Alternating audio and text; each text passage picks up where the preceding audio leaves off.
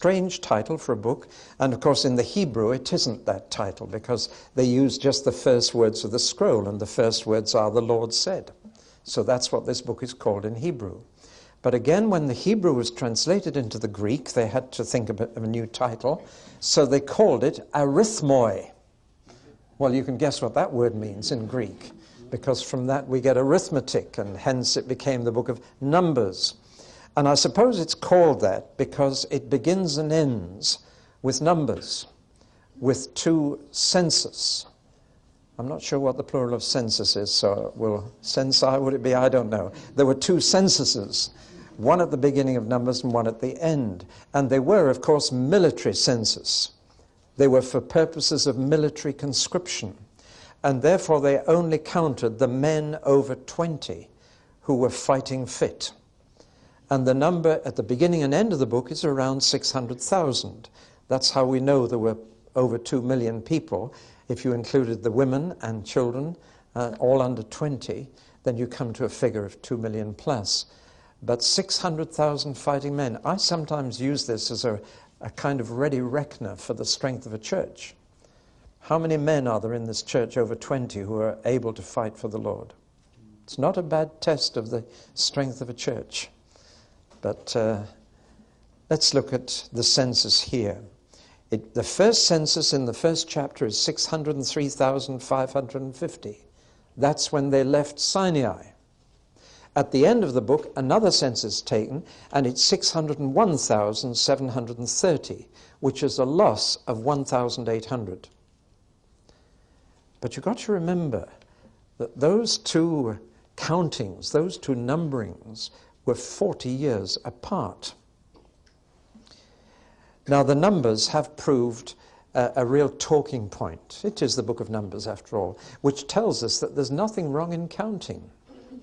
All fishermen count. And that's why on the day of Pentecost, somebody sort of said 2,998, splash, 2,999, splash, 3,000. There's nothing wrong with counting. Shepherds have to count sheep, fishermen have to count fish. I'm sure you've heard of the one-armed fisherman who caught a fish that big, but anyway. It's normal for fishermen and shepherds to count.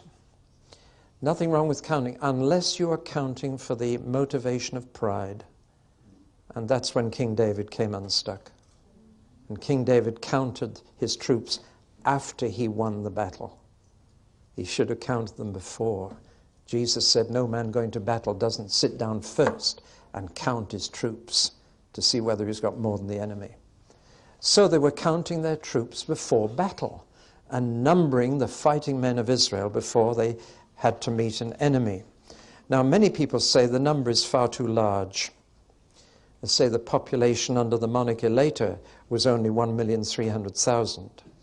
They say the population is said in the book of Deuteronomy to be much smaller than the Canaanites. So how big were the Canaanites? Millions. They say it's impossible for 70 families who came to Egypt to produce this many. They say it's too many for the wilderness of Sinai. There was no valley in the wilderness of Sinai big enough to contain such numbers. So there have been many, many objections. But we have the Word of God saying so. And once again, you have to make your choice. Do you believe this or not?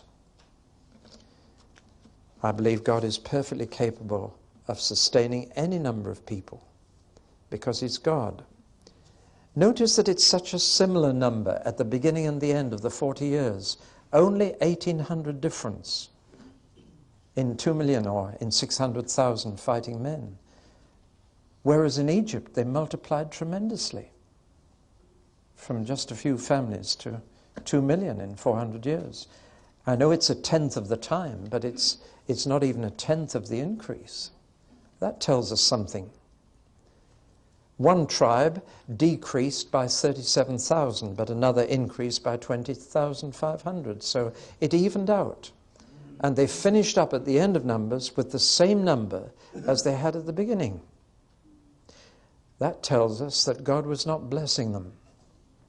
For where God blesses, people multiply. If God blesses a church, it gets bigger. If He's not blessing, it tends to stay the same. Blessing of God is seen in fruitfulness And there's very little blessing of God in the book of Numbers. Maybe that's why we don't like it. But the point I want to make is this. The 600,000 at the end of this book are totally different from the 600,000 at the beginning, except for 2 individuals. They have completely changed. Now, of course, in those days, people didn't usually live beyond about 60. That was the life expectancy.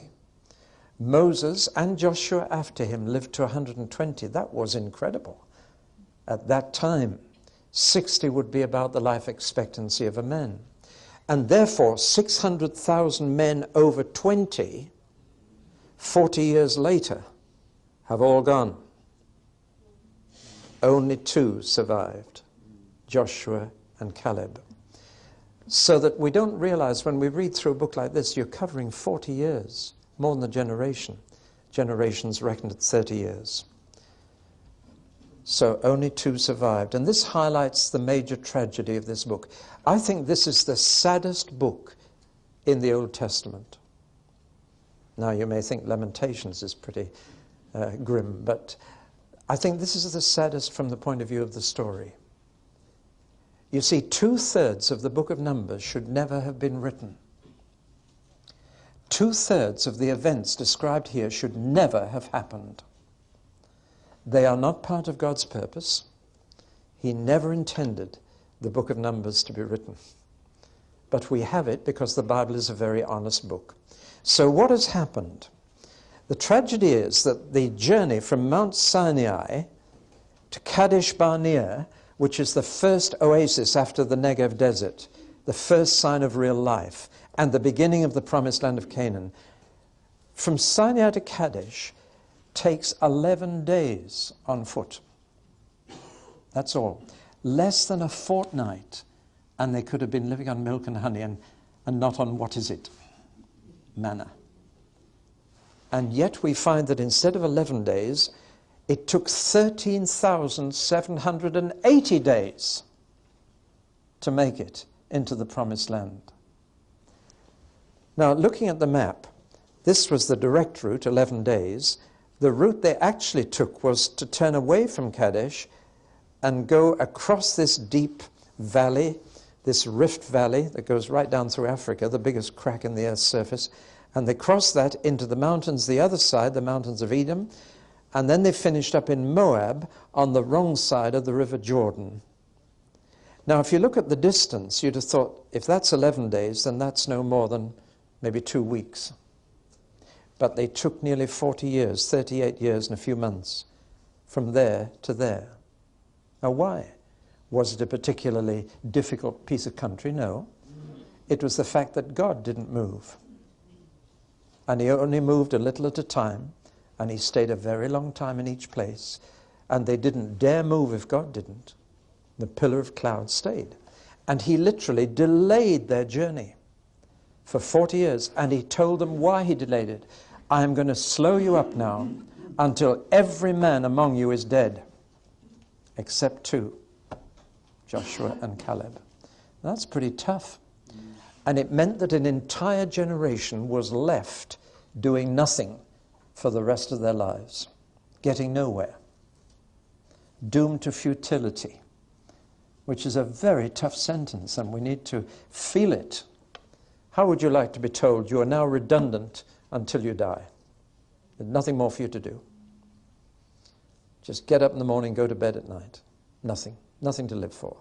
Devastating. But that's what God did. Now, what happened at Kadesh to cause that? Well, if you know your Bible, you know exactly what happened. They refused to go in when God told them to. And they missed it. The tragedy is there are some opportunities in life, if you miss them, you can never have them again. They come once. And if you don't seize it, then God may never give you that chance again. We need to take that seriously. How important it is when God says move, move. When God says go in and take something, then go in and take it. Otherwise you could spend the rest of your life in a wilderness, getting nowhere. Horrible place to be, because it's what the Yorkshire people say, it's neither Nowt nor Summit. It's neither one thing nor the other. They were neither in Egypt nor Canaan. And that's why a lot of Christians, are very miserable people. Because they're in between. They've got out of sin, so they don't enjoy that anymore. But they haven't got into the blessing that God has for them, so they don't enjoy that either. And then nobody's so miserable as somebody who's got out but hasn't got in. And some people are stuck there for the rest of their lives and die in that miserable wilderness where there's just nothing really happening. Well, that's the tragedy. And 2/3 of the book of Numbers is about the journey from there to there, which need never have happened. And therefore the main lessons that we learn from the book of Numbers are negative. The Bible is a very honest book. Thank God for that. It tells you not only about the great successes and virtues, it tells you about the failures and the vices. It tells you the things that went wrong as well as the things that went right. And Paul, writing to the Corinthians, talks about the book of Numbers, and he says this, "Now these things occurred as examples to keep us from setting on our hearts on evil things as they did. These things happened to them as examples and were written down as warnings to us." Now, you couldn't have a clearer statement of the purpose of the book of Numbers. It may not be popular, you may not enjoy reading it, but it's terribly important, because if you don't study history, you're condemned to repeat it. In fact, a friend of mine has written a little poem that goes, "History repeats itself. It has to. No one listens." And there's a very real sense in which reading the history of Israel, if you read it properly, you will not make the same mistakes that they did. So it's a book about their failures, their follies, their mistakes. Even Moses. Moses was not permitted to go into the promised land. Moses himself. He did get into it centuries later when he talked with Jesus. But he had to wait centuries to get into it because he too failed miserably at one crucial point, as we shall see. Well, now that's why we read the book of Numbers. I'm afraid we're reading it to learn from their mistakes and what went wrong and need not be written about us, but it could be. It's a mixture of narrative and legislation, but whereas in Exodus the first half was all narrative or story and the second half is all law, here it's all mixed up. And it goes from a little bit of story to a little bit of legislation, back to a bit of story, back to legislation. Now, the author of all the laws is not Moses, but God. 80 times in this book, 80 times, it says, God said to Moses. And that leads into law and legislation, the way that to live. The narrative, it says, Moses kept a diary, a journal of their travels at the Lord's command. He also kept another book called the Book of the Wars of the Lord. And that was a book of all the accounts of the battles they had with other people, the use of those fighting men that they'd conscripted through the census. Now here is one of the 5 books of Moses. And it's this complete mix-up between legislation and narrative. But before we look at that, let's see how it fits into the 4 books that Moses wrote about events during his lifetime. Moses led them out of Egypt and all the way to the plains of Moab in the Jordan Valley, but on the wrong side of the Jordan. So this covers Moses' life. And you'll see the book of Numbers covers a huge chunk of that. Probably the greatest part of their 40 years in the wilderness you'll find in the book of Numbers. Now notice the red and the green, the red and the green, the red and the green, the red. The red stands for the times when they were camped and stationary. The green describes their travels. So they camped, then they traveled, they camped and they traveled, they camped and they traveled. Now the interesting thing is that all the legislation, the laws were given to them while they were camped. And then all the stories of their travels show how they broke those laws. So while they were camped and stationary, God told them what they should do, But while they moved, we have a story of what they did do, which was a little different from what they should. And so you have a kind of multiple layered sandwich. So in Egypt, the book of Exodus 1 to 11, they're stationary in Egypt. Exodus 12 to 18, they're moving to Sinai. Exodus 19 to 40, they're stationary at Sinai. Leviticus 1 to 7, they're still at Sinai. Numbers 1 to 10, they're still at Sinai. So all that is stationary, and it's just packed with legislation. God gave them the laws when they were sitting still. So, if you like, they were still to hear from God, and then they got up to walk in God's ways, only they usually didn't. But you see the difference between sitting and listening to God, and then getting up to walk the way He told us to walk. Numbers 10 to 12, then, they're on the move again. From Sinai to Kadesh, 11 days' journey. Kadesh, the big crisis occurs. And God speaks to them a lot at Kadesh from chapters 13 to 20. We're going to look at that very carefully. What did God say to them at Kadesh that was so significant? Then they're on the move again. Numbers 20 to 21, they're from Kadesh to Moab. Notice that that whole journey is covered only by 2 chapters. It really wasn't significant, wasn't important to God. Yet there are some things said in those 2 chapters we need to learn. And finally they settle in Moab, and they've reached the very border of the Promised Land for the second time. They were at the border then, but they didn't go in. They're at the border again now, but now there's the Jordan in flood between them and the Promised Land. They would never have had that barrier to face had they gone straight in.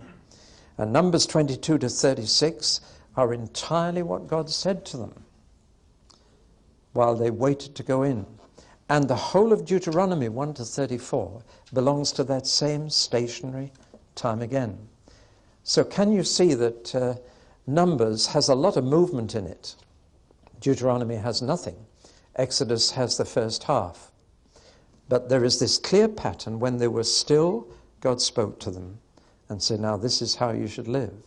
When they got up to move, that's when they got into trouble and walked in their own ways instead of the ways of the Lord. So we have a lot to learn from all this. Let's look first at the legislation in the book of Numbers. That's not the less interesting, so I thought we'd take it first. And then we'll look at the narrative, which contains some fascinating stories. But let's look at the legislation. And the first thing that hits us with the laws in Numbers is that these are not moral laws or social laws or what we call judicial laws, not criminal laws at all. Now, in Exodus they were, but here they are mostly ritual laws, laws about worship. Now, in the law of Moses, all these different kinds of law are mixed up. They didn't draw the distinction that we draw between criminal law for the state and canon law for the church. They didn't have that kind of thinking. For them, all of life was one whole. And so moral laws and judicial laws and social laws and ritual laws are all mixed up. But we tend to compartmentalize life, and we say that's criminal law and this is religious law. But they didn't do that. God was interested in all of life. And so 80 times God spoke to Moses, it says mouth to mouth or face to face. A very intimate phrase. God gave these laws very directly to Moses. And Moses was face to face with God. We read that when he came back down the mountain, his face was luminous. It shone. The glory was still reflected in it. He had this intimate face-to-face encounter with God, and God told him all about the construction of the tabernacle and all the rest of it, and said, I'm now living among the people. But there is one huge danger when God came down from the mountain to live in his own tent in the middle of the camp. The danger was that with God so near to them, people would take him for granted. People would become over-familiar with God. And when they became over-familiar, they would lose reverence and respect. God would be too near to them. They wouldn't feel the gulf between their sinfulness and his holiness. I think there's a very, very relevant message somewhere here that we need to listen to. When God is too near, we take him for granted. He's among us. Great. And we become over-familiar. And especially we forget his holiness. We think of his love and his compassion and his kindness and his goodness, but we overlook his holiness. And that's what makes him different from us. Well, now, all the legislation in the book of Numbers, I believe, is given to prevent them from losing their reverence for God. And I'm going to classify it under 3 headings, which we need to remember today. 1, carefulness. Carefulness. 2, cleanliness. And 3, costliness. And all the laws in Numbers can be put under one of those 3 heads. That when you have God among you, you need to remember first that you still need to be careful how you approach him.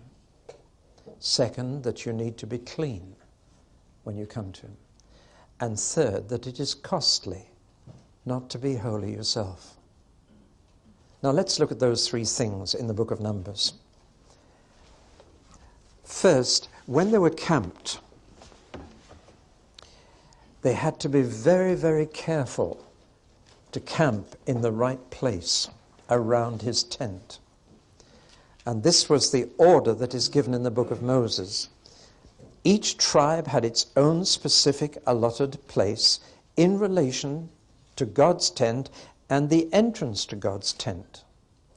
And generally speaking, the most important place is right in front of the entrance. And the most important tribe was Judah. And Judah had to be directly always in front of the entrance to God's place. It would be from the tribe of Judah that later Jesus would come. Well, so Judah had to be here. Then the importance of the tribes is always in an anti-clockwise direction. And we notice this. But the 4 most important tribes actually had to be at the 4 corners. The other tribes in an anti-clockwise direction of value. There was an order, there was a hierarchy among the 12 tribes, and God laid that hierarchy down. And he said it's very important that these 4 tribes guard they are the nearest on the 4 sides to the tent. Ones at the corner are further off. But between all these 12 tribes and God's tent, there had to be, as it were, a barrier of Levites. And even among the Levites, there were 3 sub-tribes or clans, and the different clans had to be in a particular position. Moses and Aaron and the priests had to guard the entrance, so their tents must be here. And of course there's the double entrance into the holy place and then the Holy of Holies. So God is protected by his people. Now the interesting thing is that archaeologists have found out how the ancient armies camped, how Pharaoh camped his different troops, his infantry and cavalry and so on. And this is exactly the military camp pattern of the ancient Egyptian army, which Moses may well have been trained in the university. But it's as if God is saying, my people are an army. And it's very important that the camp be rightly protected. And when the camp moved, it's fascinating, it's a bit complicated, you need to read it in Numbers, but some tribes had to go before God's tabernacle pieces were carried, other tribes had to go, but they sort of unpeeled like an orange, and they marched in that order, following each other. So when they got to the camp, it was simplicity itself for each tribe to stop and put their tents up. The whole thing is minutely detailed. And who had to carry which piece of furniture from the tabernacle, and who had to carry the curtains, and what order they had to be carried in. Everything was so detailed. Well, now, why is God so fussy, so particular? Well, not only was it very efficient, as in all military operations, it was a very efficient way of camping, but he was saying, be careful. A careless attitude doesn't have a place in God's camp. Carelessness is a dangerous thing. If I can dare to put it in a modern word, casualness. Any old thing won't do for God. But we are becoming increasingly casual in our culture and increasingly casual in approach to God. Even in such a little thing as getting started in worship. It can become so casual that you almost drift into it, wondering when it started. Now, I think in all this, God was saying to his people, now be careful. God is in your camp. You should do things carefully, not casually or carelessly. And therefore, there are some of the sins in Numbers which are really sins of carelessness. Carelessness on the Sabbath was punishable by death. Just carelessness. Not deliberate sin, but carelessness. They were to have tassels on their clothes to remind them to pray. Vows had to be taken very seriously. If a vow was made to God, it must be kept. You remember there's a story in Judges of a man who vowed to sacrifice to God the first living thing that he met when he came home, and he met his daughter. But a vow made to God must be taken seriously. There's one very interesting qualification of that in Numbers. If a wife makes a vow to God, then her husband has 24 hours to agree with it, or not. Or not. I think that's important, because there are so many Christian wives with non-Christian husbands. It's important. Just occasionally a Christian wife sends us a gift for our ministry. But I always ask, have you asked your husband first? Is he behind this? So important. So a vow made by a wife has to be ratified by the husband, and there's a 24-hour cooling off period for the husband to agree with what his wife's promised to God or not. How careful all this is. Got to do things carefully with God. The second thing that comes out to me here is cleanliness. The camp had to be spotlessly clean. These were God's people. And so even such things as the sewage arrangements, careful detail. When you are emptying your bowels, take a spade with you and go out into the desert and dig a hole and then cover up your dirt. Keep the camp clean for the Lord. It wasn't just hygiene that God was interested in. He wasn't just doing this for germs.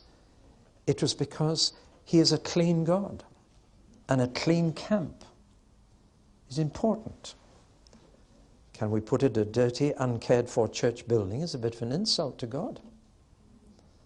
That's how he was teaching them to think. And so bodily discharges were a matter for law, of whatever kind. And before they left Sinai, before they went towards the Promised Land, God insisted that they all had a bath, that they all cleaned themselves up. This, of course, is why in an older day people put on clean clothes for Sunday. See? Now, we're not under that law, and so we're not under the law of Sunday clothes. Nevertheless, how we appear in worship betrays our inner mind. It says something. Do you see what I mean? And of course God looks on the heart, and it's cleanliness of the heart that he's after now, which is more important than cleanliness of the body. But I've noticed that people who've really been in the grip of Satan often become dirty people. Have you noticed that? And that when they're converted and truly converted, without even being told, they start cleaning themselves up. It's just an outward expression of something that's going on inside. They realize that cleanliness is next to godliness. And it's all there in the book of Numbers. Keep the camp clean. And then costliness. For a sinful person to live close to a holy God is a costly business. And this costliness was expressed in sacrifices. And on behalf of the people, sacrifices had to be offered daily, weekly, and monthly. There was a daily sacrifice here in the outer court on the altar. There was a weekly sacrifice and a special monthly sacrifice, so that all the time, when people realized they were losing their animals and that they were being sacrificed to God, that it was a costly matter. There's no forgiveness without blood being shed, said God. Forgiveness is very costly. Thank God it doesn't cost us anything, because it cost him everything. But if we were still living in these days, it would cost us a great deal. Our very best animals regularly. And the priesthood had to be supported. And so the priests didn't have any livelihood. And the priests and the Levites around here were supported by these tribes. The tribes paid for them to protect God's tabernacle. So it was quite a costly business. And it involved tithes and offerings and sacrifices. It was quite costly living with God in your midst. Now, all this, I think, is saying something quite profound to us. From the legislation of Numbers, I get this. We've been brought up in a day which I would say is anti-ritual, which is becoming increasingly casual and careless in its approach to God. And the book of Numbers reminds us that that won't do, that we should approach God in the right way. Let me take one example. I don't have to bring a ram or a pigeon even, or a dove to be sacrificed when I come to God. But that doesn't mean I don't have to bring a sacrifice. There is as much sacrifice in the New Testament as in the Old. And I'm not talking about the cross now. It says, bring a sacrifice of praise. Bring a sacrifice of thanksgiving. Now, in what sense are these things a sacrifice? Well, how much did they cost you? Do you hear what I'm saying? Sacrifices were prepared for worship. Now, we don't have to prepare a lamb, but we do need to prepare praise. And sometimes I cringe when somebody says, I haven't had any time to prepare, so we're just going to let the Holy Spirit lead us. And the results are not usually complimentary to the Holy Spirit. We get into ritualism if we don't have a proper approach. I believe not that worship should not be prepared at all, nor do I believe it should be all prepared by one man. But I believe everybody should prepare for an act of worship. And I hope tomorrow morning Max will be embarrassed by the number of you who want to prepare a little sacrifice of praise or thanksgiving, a reading or a song. In the New Testament it says when you come together, each one already has a song, a word, a prophecy, a tongue, an interpretation. Each one has. Not each one might get if we wait, but each one has brought. Prepare a sacrifice and come into the courts of the Lord. That's what Numbers is saying. When you come to worship, come prepared for worship. It often takes us 20 minutes to get into worship because we're not even prepared. It costs to prepare. It costs you a bit of time, a bit of thought. But it's costly to worship God in the way He wants. See, we've got into a state where I believe we want to worship God according to our taste instead of what will please Him, what I like. I prefer choruses, I prefer the old hymns. Both statements are quite irrelevant. What does God want? What will please Him? Doesn't matter about my feelings in worship at all. It's whether God feels good. It's whether I've blessed Him. Bless the Lord, O my soul. And that's why He told them in Numbers, this is how you will bless me. This is how you worship me. Be careful, be clean, and it'll cost. But I'm a holy God living among my people, and that is necessary. Well, when we come like that, our worship becomes a fragrant offering, says the New Testament, a good smell to God. In the old days, God loved the smell of roast mutton. I do too. But it was a sweet-smelling savor to him. And our sacrifice of praise can be pleasing to God. Letter to the Hebrews says, let us be thankful and so worship God acceptably with reverence and awe, for our God is a consuming fire. Now you'd have thought that was from the Old Testament. It's not. It's from the New. Let us worship God acceptably with reverence and awe. Well, we can get into disco worship and aerobic worship and all kinds of worship. But the important thing is, how does God want us to worship him? And if there's one thing he makes quite clear, it is he wants us to be prepared to worship him. Not just to turn up, but to come ready to offer a sacrifice of praise and thanksgiving. Tomorrow morning, we'll have a chance to do that. All right? Well, in the next talk, we'll talk about the narrative section of the book of Numbers.